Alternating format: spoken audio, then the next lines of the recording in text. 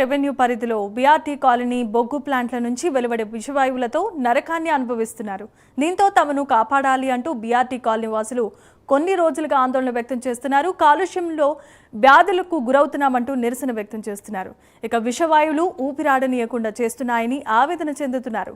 అనారోగ్యం డాక్టర్ల వద్దకు వెళితే శ్వాస నాళాల్లో నల్లటి బొగ్గు చేరిందని వారు చెబుతున్నారని, నిబంధనలకు విరుద్ధంగా బొగ్గు ప్లాంట్లు నడిపిస్తున్నారంటూ మండిపడుతున్నారు. అనహిత రీసోర్సెస్, జైత్రా స్టీల్స్ పేరిట బొగ్గు పరిశ్రమలు ఏర్పాటు కాగా ఒకే చోట 2 బొగ్గు ప్లాంట్లకు నిబంధనలకు విరుద్ధంగా అనుమతులు ఇచ్చారంటూ ఆగ్రహాన్ని వ్యక్తం చేస్తున్నారు.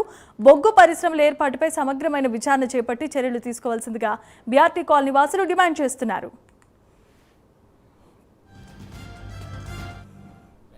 బొగ్గు వీడియో బొగ్గు చూసి ఎలాగొచ్చింది మా చేతిలో ఇల్లు చూసుకుంటే మా పరిస్థితులు ఆడవాళ్ళు బోల్డ్ మంది ఉన్నారు. వాళ్ళందరూ వస్తే ఇంకా జనం ఎక్కువైపోయారు.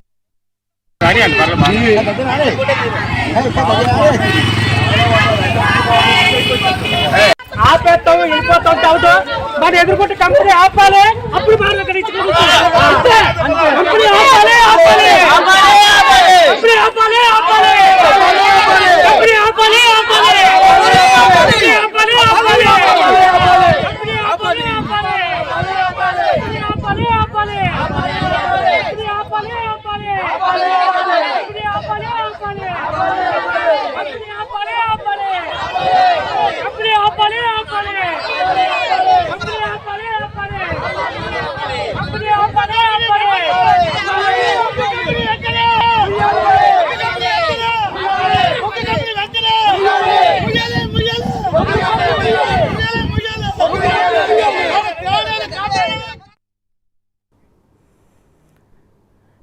విజువల్స్ చూస్తున్నా అనకాపల్లి జిల్లా విసనగడ రెవెన్యూ పరిధిలో ఉన్న బీఆర్టీ కాలనీ వాసులు బొగ్గు ప్లాంట్ల నుంచి వెలువడే విషవాయువులతో తీవ్రమైన ఇబ్బందులను ఎదుర్కొంటున్నారు. ఒక విధంగా నరకాన్ని అనుభవిస్తున్నారని చెప్పుకోవాలి.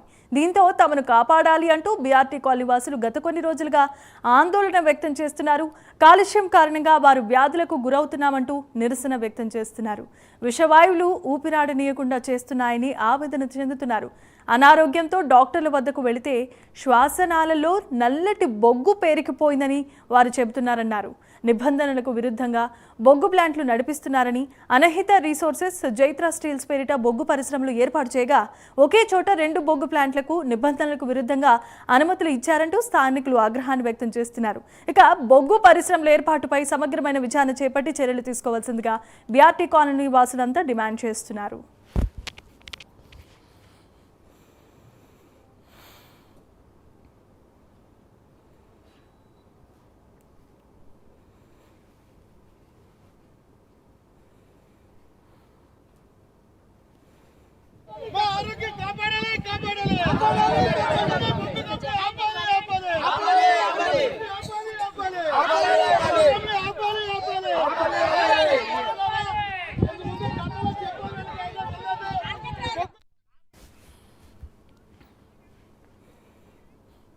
రైట్, ఇదే అంశానికి సంబంధించి మరిన్ని అప్డేట్స్ ను విశాఖ నుండి మా అసోసియేట్ ఎడిటర్ వాసు అందిస్తారు. వాసు, చెప్పండి. అనకాపల్లి జిల్లాలో కాలనీలో మొత్తం కూడా బొగ్గు కారణంగా, అంటే బొగ్గు కర్మాగారం కారణంగా మొత్తం కూడా గ్రామం అంతా తరలిచ్చి ఆందోళన వ్యక్తం చేసే పరిస్థితి కనిపిస్తుంది. ఎందుకంటే ఈ బొగ్గు ఫ్యాక్టరీ కారణంగా ఎంతో మంది ఇబ్బంది పడుతున్నారు. ఇళ్లకు బొగ్గు వచ్చేయడం, తినే తిండిలో బొగ్గు వచ్చేయడం అంతా కూడా ఇబ్బంది పడుతున్నారు. దీనికి ర్యాలీ కానీ భారీ ర్యాలీ నిర్వహిస్తున్నారు. ఇప్పుడే మొత్తం వాహనాలు కూడా బొగ్గు ర్యాలీ వాహనాలు కూడా ఆపేశారు. మనతో పాటు చాలా మంది అడిగి వెళ్తున్నాం. చెప్పండి, ప్రధాన డిమాండ్ ఏంటి? మూసి అయ్యా, మాకు ఈ బొగ్గు ఫ్యాక్టరీ వల్ల మా పిల్లల ప్రాణాలు వాళ్ళకి ఎన్నో సమస్యలు వస్తున్నాయి. ఊపిరితిత్తుల సమస్యలు వస్తున్నాయి. చాలా కఠినంగా అనారోగ్యాలు పాలైపోతున్నారు. మా చుట్టుపక్కల బీఆర్టీ, రాంభద్రపురం, రామాపురం, ఉడాకోల్ని మరియు టిట్కోయిలు గ్రామాలు 19,000 జనాలు ఈ రోజు సఫర్ అవుతున్నారు. చంటి పిల్లలు ఆసుపత్రి పాలైపోతున్నారు. తక్షణం ఈ బొగ్గు ఫ్యాక్టరీ ఆపాలంటే బొగ్గు ఫ్యాక్టరీ తక్షణం ఆపాలని ఎన్నోసార్లు మొదలుపెట్టుకున్నా ఇంకా డెవలప్ చేసేస్తున్నారు. బొగ్గు ఫ్యాక్టరీ వచ్చి ఫస్ట్ చిన్న ప్రాజెక్ట్ మొదలు పెట్టారు, ఇంకా పెద్దది అయిపోయింది. తక్షణం బొగ్గు ఫ్యాక్టరీ ఆపాలా. ఈ బొగ్గు ఫ్యాక్టరీ ఆకపోతే ఇంకా భారీ ఎత్తున ఉద్యమం చేద్దాం. ఇది అర్థం కాదు, ఆరంభం. ఇది మొదటి అడుగు.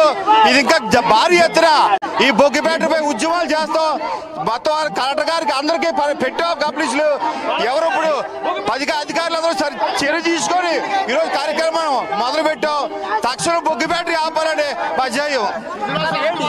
ఇబ్బందులు ఏంటి అసలు? ప్రధాన ఇబ్బందులు అంటే మా కాలనీకి చాలా ఇబ్బందులు ఉన్నాయండి. అనారోగ్యంతో చాలా మంది ఆరోగ్య పాలన అవుతున్నారు. ఊపిరితిత్తు ప్రాబ్లమ్స్, అలాగే చాలా చిన్నపిల్లలకి అనారోగ్యం ప్రాబ్లమ్స్, లేడీస్కి మెన్సెన్స్ ప్రాబ్లమ్స్ అలాగే చాలా వస్తున్నాయండి. అంతేకాదు ప్రతి ఇంట్లోని కూడా తుడుస్తుంటే చూడండి, ఒక ఇంట్లోని ఎంత దుమ్మి ధూళి ఒక ఇంట్లోదేనండి. ఇదంతా ఉదయం కసలు తుడుచుకుంటే రోజు ఇంత కసవ ఇంట్లో నుంచి బయటకు వస్తుందండి. అయితే ఈ జనాలందరినీ ఒక ఇంట్లోనే ఇంత ఉన్నదంటే ప్రతి ఇంట్లో ఎంతెంత వస్తుందో అనేది మన అధికారులు గమనించి మా యొక్క ఈ కాలనీ సమస్యని బీఆర్టీ కాలనీ ప్రజలందరినీ, బీఆర్టీ కాలనీ, రామాపురం అలాగే టిట్కో ఇల్లు ఈ ప్రజలందరినీ కూడా అధికారులందరూ కూడా కాపాడాలని కోరుకుంటున్నామండి. చెప్పడం ప్రధానమైన డిమాండ్ ఏంటి? అలాగే మా బొగ్గు ఫ్యాక్టరీ వచ్చిన తర్వాత అనారోగ్యాలు పాలైపోయి హాస్పిటల్లో ఉండండి చెప్పినా సరే పట్టించుకోకుండా గ్రామ ప్రజలు చెప్పినా పట్టించుకోలే. బొగ్గు ఫ్యాక్టరీ 2 చిమినీలు దారుణంగా ఉండి మా ప్రాణాలు చాలా దారుణంగా ఉండండి. బొగ్గు కంపెనీ ఆపే వరకు ఈ ధర్నా జరుగుతూనే ఉంటుంది. మేము బొగ్గు కంపెనీ ఓనర్ కూడా వార్నింగ్ ఇస్తున్నామండి. దయించి ప్రతి ఒక్కరు మా ప్రాణాలు కాపాడుకోవాలండి. నాయకులు కూడా మా ప్రాణాలు కాపాడాలి. పిల్లలు కూడా మాకు అనారోగ్యంగా ఉన్నారు. మేము కష్టపడి వాళ్ళవి అనకాపల్లి వెళ్ళి కూలి పని చేసుకుంటారు కానీ మా బ్రతకాడదండి. అలాంటి వాళ్ళది మా ప్రాణమని తెస్తే మా కూలి పని చేసుకున్న డబ్బంతా మరి హాస్పిటల్కి పాలన చేయడం జరుగుతుంది. దయించి బొగ్గు కంపెనీ యాజమాన్యం బొగ్గు కంపెనీ ఆపకపోతే ఇంకా తీవ్రత అవుతుంది. ఇది తొలి అడుగు, మొదటి అడుగు కూడా. మరి బొగ్గు కంపెనీ ఆపకపోతే మహాధర్నాగా చాలా దారుణంగా ఉంటుందండి. బొగ్గు కంపెనీ ఓనర్కి కబ్బర్దారుగా చెప్తానండి. బొగ్గు కంపెనీ ఆపుతారని కోరుకుంటూ మరి బొగ్గు కంపెనీ ఆకపోతే చాలా తీవ్రత చేస్తామని కోరుకుంటున్నాం. అధికారుల దృష్టికి తీసుకెళ్ళారు. అధికారులు ఏమంటారు? అధికారులకి దృష్టికి తీసుకెళ్ళామండి. 2007లోనే కలెక్టర్ గారికి, ఎమ్మెల్యే, ఎంపీ కన్సర్న్ అందరూ కూడా తెలియజేశాము. అయితే ఇప్పుడు కూడా 5 శ్యామనాయుడు, పెద్దిశెట్టి రమేష్, అలాగే పేల సంతోష్ నాయుడు, కాండ్రియల వెంకటరావు గారు వీళ్ళందరూ కూడా స్పందనలో వాళ్ళు లెటర్ ఇవ్వడం జరిగింది. పోలీసుల కంట్రోల్ బోర్డు వారు రెస్పిరేటరీ టెస్ట్ తీసుకొచ్చారు. 15 రోజులు అయింది. ఇప్పుడు వచ్చి కూడా మాకు ఏ రిపోర్టు చెప్పలేదు. ఇప్పుడే కాదు, వాళ్ళు కరెక్ట్గా స్పందించలేదు.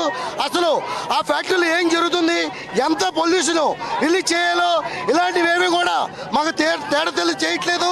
కాబట్టి దీనిపై స్పందించి ఈ ఫ్యాక్టరీ వెంటనే తక్షణం మూసివేయాలి. ఎందుకంటే ప్రజల అనారోగ్యాలతో చాలా మంది చనిపోయారు కూడా.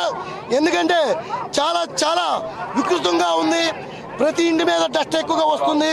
ఈ డస్ట్ని ధూళి, దుమ్ము, కార్బన్, ముఖ్యంగా ఈ ఫ్యాక్టరీలో కార్బన్ డైఆక్సైడ్, కార్బన్ మోనాక్సైడ్ వస్తుంది. దీన్ని ఖండించాలి, ప్రతి ఒక్కరు ఉద్యమించాలి. ముఖ్యంగా పవన్ కళ్యాణ్ గారు